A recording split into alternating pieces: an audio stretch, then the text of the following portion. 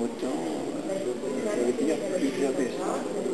Et j'ai continué avec les copains, on a collé une mitraillette, je suis servi de la mitraillette, mais je n'ai jamais tiré sur quelqu'un.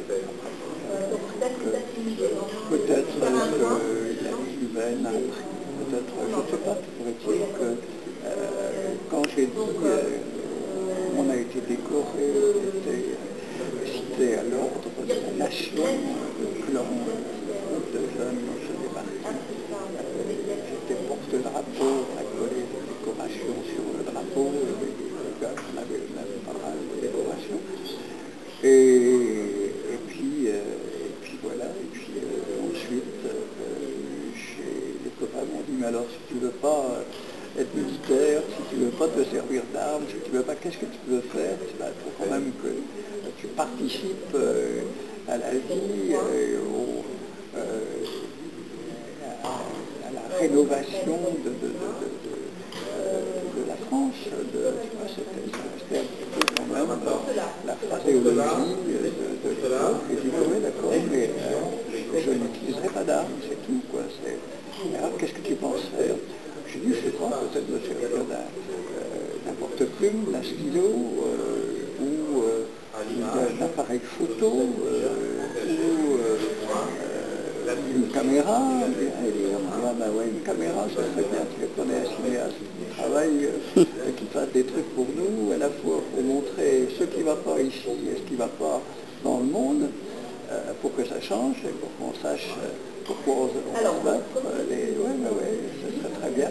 On va t'envoyer passer le concours d'entrée à l'IDEC, et gare à tes fesses, si tu n'es pas reçu, tout de suite au premier concours.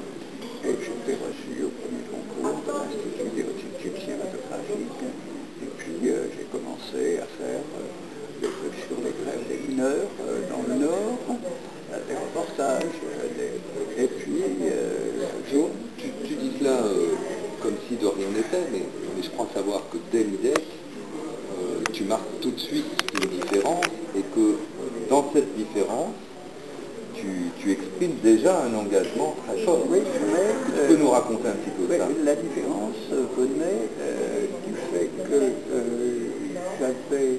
on avait décidé de faire un petit film pour l'accueil des enfants de mineurs, des mineurs en grève dans la zone du Nord-Pas-de-Calais qui était pratiquement en état de guerre. Ils envoyaient des troupes pour autoriser la grève des mineurs. On avait eu des morts, et derrière, au milieu de ça, il y avait les gosses des mineurs. Et on s'est dit, peut-être en bon petit discours toujours, on s'est dit, peut-être qu'on va aller chercher les gosses et les amener à des gens qui les mettront dans des colonies de vacances, qui les prendront en charge, quoi. Et puis je suis parti comme ça, et j'ai trouvé des copains qui, eux, filmaient. Des copains qui étaient des anciens l'IDEC pour certains, ou qui étaient des opérateurs que je connaissais parce qu'ils étaient venus à l'IDEC nous faire des cours. J'ai trouvé ces gars qui tournaient bénévolement un film sur la lutte des mineurs. Alors moi j'ai tourné sur les enfants, et ils m'ont dit, ah ben bon, si tu tournes sur les enfants, tu nous filmeras ça. Voilà, le film, ça fait. Mais bon, c'est bien, t'es jeune, c'est l'impression, comme tu disais, t'es jeune, donc occupe-toi des enfants. J'ai dit non, si ça se bagarre à côté, je veux filmer aussi les... Bon, et puis j'ai filmé aux côtés des...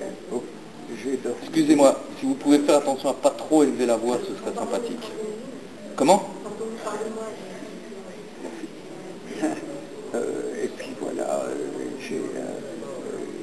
on a commencé donc à tourner ce qui se passait chez les mineurs, c'est-à-dire la répression par les troupes armées, puis j'ai été arrêté un petit peu parce que j'étais à genoux. On m'avait envoyé préparer des prises de vue sur les dockers qui ne voulaient pas décharger le charbon anglais qui devait servir à briser la grève des mines. Bon, et puis avait une réunion, ils m'ont dit on va étudier ça avec toi après, et puis ils m'ont oublié. Et à l'occupation du port de Dunkerque, surtout le port de Dunkerque que les dockers avaient évacué, on a arrêté que c'était moi, parce que je dormais dans la machine rotative où on tirait des tracts. Je m'étais endormi là-dedans parce qu'il y avait des vieux journaux que j'avais mis sur le campement.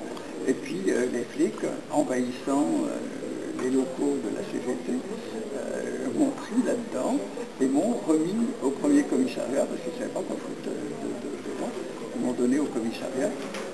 C'était pas les flics d'ailleurs, c'était les gardes mobiles. Et ils m'ont collé assez violemment au commissariat du coin en disant il est inculpé, on ne sait pas exactement de quoi, mais on trouvera, gardez-le en attendant. Et puis, bon, je suis resté au commissariat, je suis revenu là, le lendemain, on est venu m'amener le café, il y avait eu de grandes discussions avec un bonhomme qui était arrivé là, dont j'ai appris après que c'était le commissaire. Et le commissaire ne voulait pas de moi. Il ne me l'a pas dit. Il a dit, écoutez, faites ce que vous voulez, c'est vous qui l'avez accepté ici au commissariat. Moi, je ne peux pas voir ça parce qu'on n'a aucune raison de le garder. Ils n'ont pas fait de rapport, on n'a réellement aucune raison. Qui s'occupe des gens qui l'arrêtent? Nous, moi, je ne peux pas me mêler de ça. Et puis, les gars sont dit comment on va se débarrasser de lui. Et ils ont laissé la porte entrouverte, la porte de la cage où ils m'avaient dit dans le commissariat. Ils ont laissé la porte entrouverte après m'avoir amené du café. Je dis bon, peut-être qu'ils étaient à 4 à jouer aux cartes dans un coin de la grande pièce. Moi j'étais avec la porte ouverte là. Je suis sorti les mains dans les poches un petit peu. Voilà. Et puis j'ai vu que la deuxième porte qui donnait sur l'extérieur était ouverte aussi. J'ai pris la deuxième porte et j'ai pris mes jambes au cou et j'ai disparu, mais j'avais plus un sou, j'avais plus aucun papier. J'avais rien touché et les policiers l'avaient gardé.